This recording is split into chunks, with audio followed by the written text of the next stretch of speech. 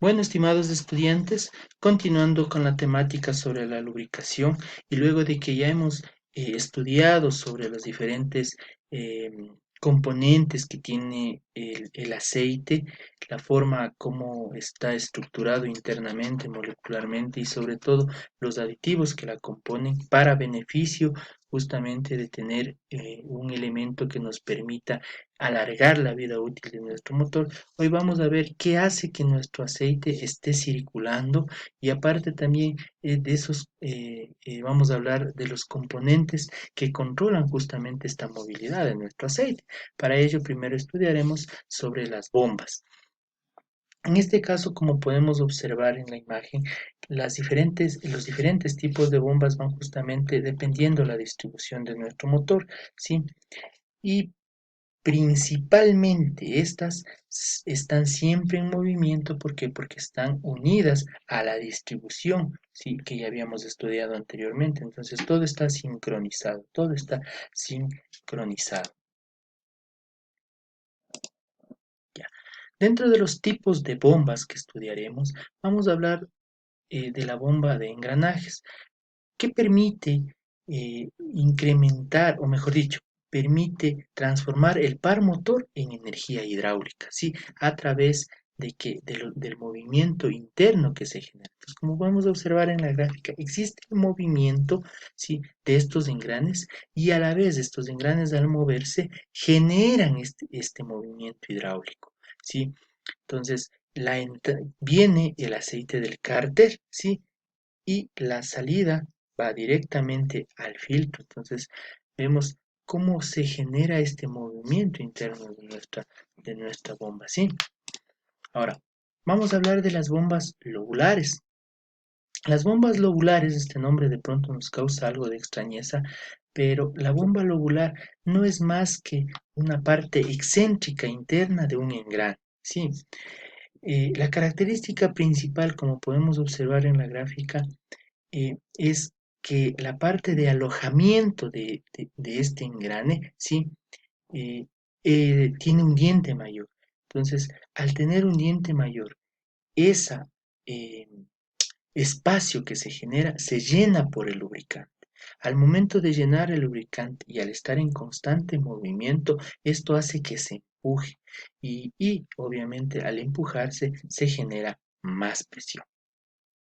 ¿Sí?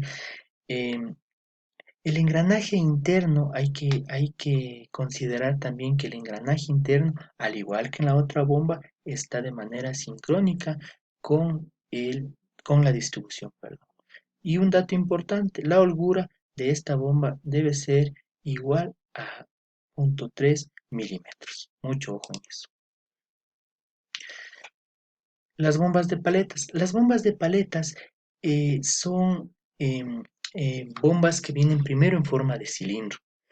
Y al estar en forma de cilindro, las aspas van a ir raspando, porque aquí tenemos unas aspas o unas aletas que van a ir topando el cilindro.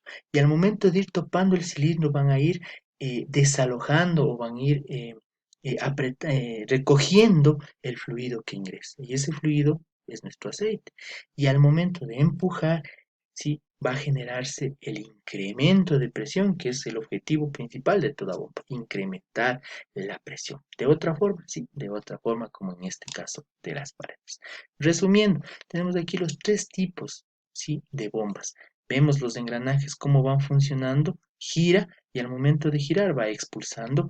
Aquí igual gira, pero de manera excéntrica dentro de su propio eje, sí, ingresa, sí, absorbe, sí, y se incrementa la presión y sale. De igual manera en las aletas, algo parecido que en la bomba de rotor, pero ya con aletas, sí, sí, con paletas. La función principal, ¿cuál va a ser? Absorber, sí, incrementar la presión y obviamente expulsar, o sea, sacar ya el lubricante con mayor presión. Continuamos con los elementos de control del sistema de lubricación. En este caso vamos a hablar sobre el mano contacto. Este mano contacto sí es el medidor, sí, de presión que tiene nuestro motor. Como podemos observar y algunas veces los hemos visto, está distribuido de tal forma que al momento de que exista la presión, sube un contacto y ese contacto cierra un circuito. Y obviamente ese circuito va a estar unido a un foco. Cuando la presión está eh, eh, eh, elevada o de pronto hay algún problema de presión, este contacto va a variar y eso va a darnos un indicador en el tablero o en algún otro tipo de mecanismo que no todos los carros tienen. No todos los carros poseen este tipo de mecanismos y no todos los carros tienen de pronto el mismo sistema. Entonces, mucho ojo con esto también. Para no confundirnos, en cambio, aquí hablamos del testigo luminoso, ¿sí? Aparece en el manómetro, sí. Pero aquí el testigo luminoso nos avisa cuando ya hay algún tipo de problemas, cuando ya estén funcionando algún tipo de problemas. A diferencia, en cambio, del manómetro, que es que nos va a informar, en cambio, sobre la presión que mantengamos, porque no quiere decir que si es que la presión está al límite, está trabajando bien, de pronto hay algún problema, entonces la presión del manómetro es muy importante. La válvula limitadora de presión, en cambio, es cuando ya existe una sobrecarga, ¿sí? ¿Sí? Entonces, esta se abre y libera la presión. Tengamos mucho en consideración. Dentro de los elementos de control también existe el filtro de aceite. ¿Qué hace diferente o qué nos hace algo bueno este filtro de aceite? Justamente la composición del papel. Muy importante saber cuántas micras tiene nuestro papel filtrante para poder definir si nuestro filtro es bueno o nuestro filtro es malo. Pero aún así, ¿cuál es la función del aceite, del filtro de aceite? Proteger al lubricante o separar al lubricante de las impurezas, primero. Segundo, de los residuos metálicos y de los contaminantes. Ahora, una vez que haya hecho eso, vamos a obtener que nuestro motor, ¿sí?, esté bien protegido, ¿sí? Y sobre todo, si es que es un buen papel filtrante, no va a obstruir, sino más bien va a dejar fluir el lubricante, que retiene las partículas metálicas de dónde, del desgaste y la carbonilla que se proviene de dónde, de la combustión. Ahora, ¿qué hablamos sobre el filtrado? El aceite, si se dirige directamente al cárter, sí, hablamos que es en serie, ¿sí? Y si se dirige o tiene, pasa por el filtro, hablamos en derivación. Como podemos observar aquí, ¿sí?, el filtrado en serie, ¿sí?, justamente viene desde la bomba, circula, ¿sí?, sube, pasa por el filtro, pasa por la válvula y regresa.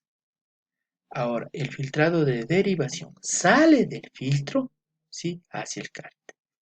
Ahora, a veces en este de derivación suele suceder de que no todo el aceite está completamente limpio. Entonces, mucho ojo con este tema del filtrado, el filtrado en serie y el filtrado en derivación. El mantenimiento de los sistemas de lubricación. El mantenimiento de los sistemas de lubricación es muy importante, saber cuándo, qué aceite poner y sobre todo, la aplicabilidad de nuestro aceite. Porque podemos comprar el mejor aceite, pero si no es aplicable a nuestro vehículo, no nos sirve de nada. Pero, antes que nada, saber que de pronto a los 5.000 kilómetros tenemos un aceite mineral con el que nosotros podemos trabajar y para 15.000 kilómetros tenemos un aceite sintético. En este gráfico tenemos cuáles son los aditivos que tiene nuestro aceite, cuáles son los espesantes y la base del aceite. Mucho, mucho ojo. Aquí viene algo muy importante. La base más los aditivos. Hablábamos anteriormente ya de las bases y hablábamos de los aditivos. Las bases de los lubricantes, la viscosidad, la resistencia a la oxidación, el punto de fluidez, y las bases también pueden ser minerales si se derivan del petróleo o sintéticas si se procede. Pero de aquí, lo más importante es saber, por ejemplo, en un aceite convencional, miren el aceite base mineral. ¿Cuánto tenemos de aceite base mineral en el gráfico? En un aceite de composición sintético o semisintético, sí, tenemos un material sintético, una base mineral y unos aditivos. Y en el 100% sintético vemos que prácticamente todo es químico, todo es químico. Por eso es que los aceites sintéticos teóricamente se dice que duran más. ¿Es por qué? Porque ya son compuestos químicos que ya se han probado que han tenido un alto rango de durabilidad. Terminamos con las averías por no cambiar de aceite. Dentro de las muchas averías que vamos a encontrar por no cambiar aceite, vienen estas que son las principales. Mayor desgaste en las partes metálicas, obviamente vamos a tener mucho desgaste, como está aquí en el gráfico. Taponamiento del filtro debido a la acumulación de suciedad, mucho ojo. Hay filtros que de pronto tienen una válvula interna y si esa válvula no se disparó, no pasó nada con esa válvula, automáticamente vamos a tener taponamiento del motor, taponamiento del filtro y el motor se acabó. ¿Aumento de la temperatura que puede ocasionar el motor? Sí, ¿por qué? Porque recuerden que nuestro aceite también se convierte en ¿qué? En un refrigerante, transferencia de calor, lo que hablábamos en las clases anteriores. Ruidos provocados por falta de lubricación. ¿Por qué? Porque va a haber cabeceo de pistón, cabeceo de válvulas, cabeceo eh, de, de balancines, en fin, muchas cosas, porque no tenemos la película que necesitamos. ¿Ruidos provocados por falta de lubricación? Sí, ruidos provocados por falta de lubricación.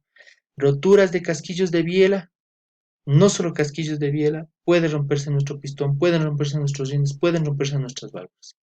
Arqueos de levas, sí. ¿Por qué? Porque va a estar siempre en movimiento, ¿sí? Y en las partes de alojamiento es donde se va a remorder y como lo de atrás está con presión, va a haber arqueos o pandeos.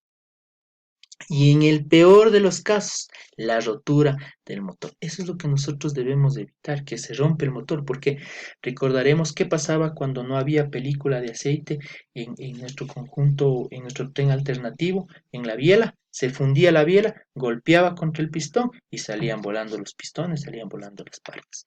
Hasta aquí, estimados estudiantes, esta clase sobre lubricantes y sobre todo lo que concierne al sistema, un poco de apoyo al lubricante, como estábamos hablando de los componentes. De pronto, si tenemos alguna duda, tenemos algún problema con esto para entenderlo, vamos a hacer una clase de refuerzo junto a ustedes y estarán abiertas las dudas y estarán de pronto para compartir también si es que algún aporte ustedes tienen, con muchísimo gusto, pues será bienvenido.